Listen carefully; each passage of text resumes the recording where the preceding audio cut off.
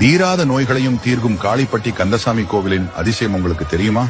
சேலம் நாமக்கல் மாவட்ட எல்லையான காளிப்பட்டியில் இருக்கிறது 300 ஆண்டுகள் பழமை கொண்ட காளிப்பட்டி கந்தசாமி கோயில். இங்கு நடக்கும் வேண்டுதல்களும் நேர்த்திக்கடன்களும் வியப்புக்குரியவை. கொடிய பாம்புகள் தீண்டி விஷம் ஏறியவர்களை கோயில் மண்டபத்திற்கு கொண்டு வருகின்றனர். பூசாரி அவர்களுக்கு தீர்த்தம் வழங்கி திருநீர் பூசுகிறார். சிறிது நேரத்திலேயே விஷம் இறங்கி விடுகிறது. முன்னொரு காலத்தில் முருகன் மீது மிகுந்த பற்று கொண்ட பக்தர் ஒருவர் இங்கு வசித்தார். அவர் ஒவ்வொரு தைப்பூசத்திற்கும் கடும் விரதம் இருந்து காடு மேடுகளை தாண்டி விஷ ஜந்துக்களை பொருட்படுத்தாமல் கால்நடையாக பழனிக்கு காவடி எடுத்து செல்வது வழக்கம். இதுபோல் ஒரு வருடம் தனது உடல்நிலையையும் பொருட்படுத்தாமல் விரதம் இருந்து பழனிக்கு செல்ல ஆயத்தமானார். அப்போது அவரது கனவில் தோன்றிய முருகன், இனி என்னை தேடி நீ பழனிக்கு வர வேண்டாம், நீ இருக்கும் இடத்திலேயே நானும் குடியிருக்க விரும்புகிறேன், எனவே எனக்கு நீ வசிக்கும் பகுதியில் ஒரு கோயில் கட்டு என்று கூறிவிட்டு மறைந்துள்ளார்.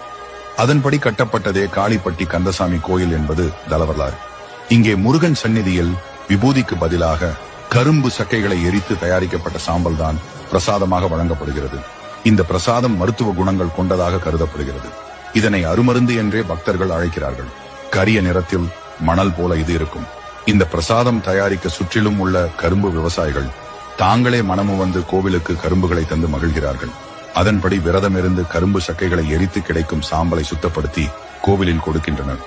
இப்படி பக்தியுடன் கொடுக்கப்படும் சாம்பலை மூலவர் முன் வைத்து சிறப்பு பூஜை செய்து அப்படியே பக்தர்களுக்கு வழங்கப்படுகிறது. மனம் எதுவும் இல்லாத இந்த பிரசாதம் மனிதர்களுக்கு மட்டுமல்லாது கால்நடைகளின் நோய்களையும் தீர்க்கும் மகத்துவம் வாய்ந்தது என்று கூறப்படுகிறது. இந்த காளிப்பட்டி கந்தசாமி கோவிலுக்கு நாமும் சென்று முருகனை வணங்கி அவரின் அருளை பெறுவோம்.